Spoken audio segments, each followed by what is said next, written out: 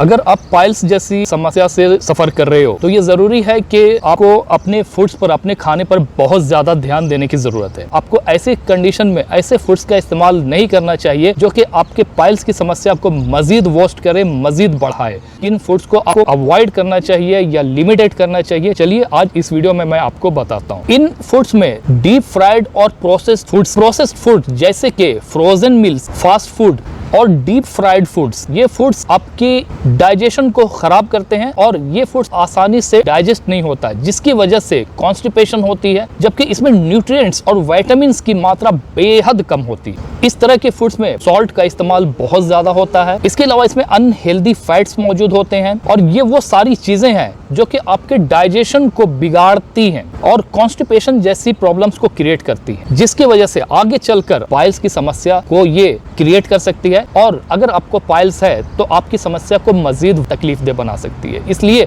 इन foods को आपको avoid करने की कोशिश करनी चाहिए। जो दूसरी चीज है वो अल्कोहल का इस्तेमाल, शराब का इस्तेमाल आपको कम से कम करनी चाहिए या फिर आपको इसे कंप्लीटली अवॉइड करनी चाहिए, क्योंकि अल्कोहल आपकी डाइजेशन को खराब करती है और आपके गट को भी खराब करने में एक अहम रोल प्ले करती है। This is why you should have to stop drinking alcohol. जो तीसरी चीज है वो है डायरी प्रोडक्ट्स का इस्तेमाल। अगर आप पाइल्स जैसी समस्या को फेस कर रहे हो तो ऐसी सूरत में आपको इन डायरी प्रोडक्ट्स का, जिसके बारे में मैं आपको बताने जा रहा हूं, इसे आपको बहुत ही लिमिटेड करनी चाहिए, यानी कि इसका इस्तेमाल आपको कम से कम करना चाहिए, क्योंकि ये डायरी प्रोडक्ट्स आपके स्टमक में क्रैम्प्स क्रिएट करती है और कॉन्स्टिपेशन को बढ़ाने में भी एक अहम रोल प्ले करती है। इन डायरी प्रोडक्ट्स में मिल्क, चीज शामिल है, इसलिए अगर आप इन डायरी प्रोडक्ट्स का इस्तेमाल कर रहे हो तो आप इसे लिमिटेड इस्तेमाल करो, यानी कम से कम इस्तेमाल करो। इसके अलावा जो अगला फूड है जिसे आपको अवॉइड करनी चाहिए या इसकी जो इंटेक है इसे कम से कम रखनी चाहिए,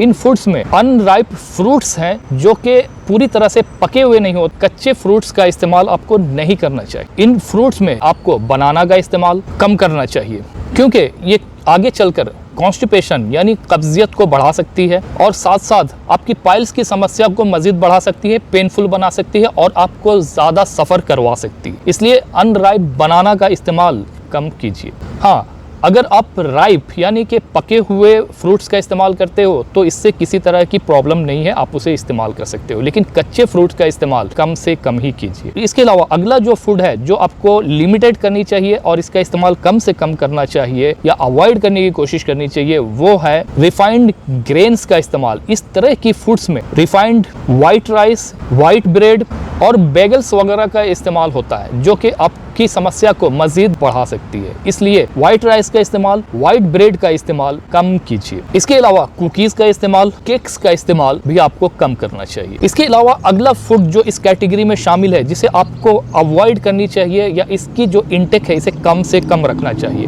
और इन फूड्स में हाई सॉल्ट वाले फूड्स शामिल हैं जिसमें सॉल्ट की मात्रा यानी कि नमक की मात्रा ज्यादा होती है। इन फूड्स में चिप्स जो आप यूज करते हो या फिर सॉल्टी पीनट्स का इस्तेमाल जो करते हो, इसे आपको कम इस्तेमाल करना चाहिए। या फिर अगर आप सॉसेज वगैरह का इस्तेमाल करते हो जिसमें कि नमक की मात्रा ज़्यादा होती है, इसे भी आपको कम ही करना चाहिए, क्योंकि इस तरह के फूड्स में नमक की मात्रा बहुत ज़्यादा होती है और ये आपके ब्लड वेसल्स को बुरी तरह से इफेक्ट कर सकता है। इसलिए इस तरह के फूड्स को आपको कम इस्तेमाल करना चाहिए। पाइल्स की अगर आपकी समस्या मजीद वर्स्ट है तो आपको आयरन सप्लीमेंट्स और दूसरी तरह की मेडिसिन्स को इस्तेमाल नहीं करना चाहिए। इन आयरन सप्लीमेंट्स को हम कॉन्स्टिपेटिंग सप्लीमेंट्स के नाम से भी जानते हैं और कुछ ऐसे मेडिसिन्स जो कि कोल्ड में और कफ वगैरह हो इसमें हम इस्तेमाल करते हैं। इस तरह की मेडिसिन को आपको पाइल्स की समस्या होने पर कम से कम इस्तेमाल करनी चाहिए, क्योंकि ये वो मेडिसिन हैं और ये वो आयरन सप्लीमेंट है जो आपकी कब्जियत को मजीद बढ़ाते हैं, बढ़ा सकते हैं। इसलिए इस तरह के आयरन सप्लीमेंट्स और कोल्ड और कफ वाली जो मेडिसिन अगर आप यूज कर रहे हो तो उसे आपको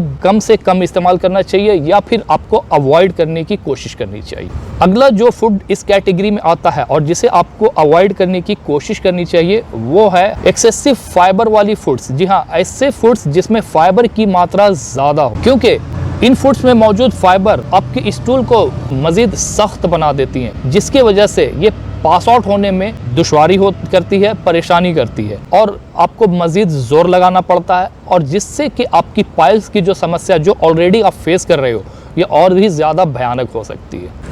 इसलिए इस तरह के फूड्स को आपको कम करना चाहिए, कम इस्तेमाल करना चाहिए। इसलिए पाइल्स की समस्या अगर आपकी शुरुआती मरहले में है तो इस तरह के फूड्स को आपको लिमिटेड करनी चाहिए, यानी कि कम से कम इस्तेमाल करनी चाहिए, बल्कि आपको ज़्यादा से ज़्यादा फ्लूइड्स का इस्तेमाल, ज़्यादा से ज़्यादा वाटर का इस्तेमाल करना चाहिए, जिससे कि आपका जो स्टूल है वो सख्त ना हो और वो आसानी से पास आउट कर जाए और जिससे आपको ज़्यादा पेन ना हो। आपको रेगुलर एक्सरसाइज करनी चाहिए। अगर आप पाइल्स की समस्या बहुत ज़्यादा फेस कर रहे हो, परेशान हो, तो ऐसी सूरत में आपको बहुत ज़्यादा डिप्रेस्ड और बहुत ज़्यादा स्ट्रेस आपको नहीं लेना चाहिए, क्योंकि ऐसी कंडीशन में आपकी जो पाइल्स की समस्या है वो मज़ीद बढ़ सकती है। बल्कि आपको अपने फूड हैबिट्स को चेंज करने की ज़रूरत है। आपको अपनी डेली लाइफ में जो चेंजेस हैं, अपनी लाइफ स्टाइल में चेंजेस, उसको करने की ज़रूरत है। और जो फूड्स मैंने अभी आपको बताया, इसे आपको बहुत ज़्यादा लिमिटेड, यानी इसका इस्तेमाल कम से कम करनी चाहिए। इसके अलावा अगर आप पाइल्स की समस्या को फेस कर रहे हो और ये जस्ट स्टार्ट है, तो आप ऐसे में हिमालय का पाइलेक्स टैबलेट का इस्तेमाल कर सकते हो। पाइलेक्स क्रीम भी आती है इसकी, उसका भी इस्तेमाल कर सकते हो। ये दोनों ही चीज़ें आपकी पाइल्स की समस्या को कम करने में, रिड्यूस करने में बेहद मदद करती है। इसलिए अगर आप पाइल्स की समस्या को फेस कर रहे हो तो इन मेडिसिन का आप इस्तेमाल कर सकते हो, इनकी हेल्प आप ले सकते हो। इसके अलावा अगर कोई क्वेश्चन हो, कोई सवाल हो, तो नीचे कमेंट बॉक्स में ज़रूर लिखना, मैं आपको उसका रिप्लाई ज़रूर करूँगा। इस वीडियो को दूसरों तक भी शेयर करें। मिलते हैं इसके साथ ही दूसरे वीडियो में, तब तक के लिए बाय बाय।